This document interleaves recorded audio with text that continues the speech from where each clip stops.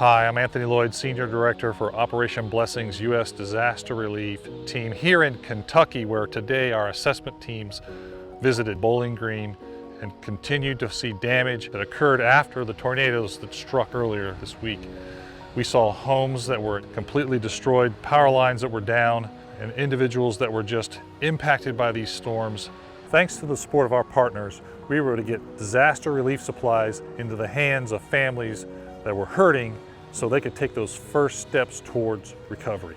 Thank you. Keep an eye on all the outlets where we share this information, and God bless.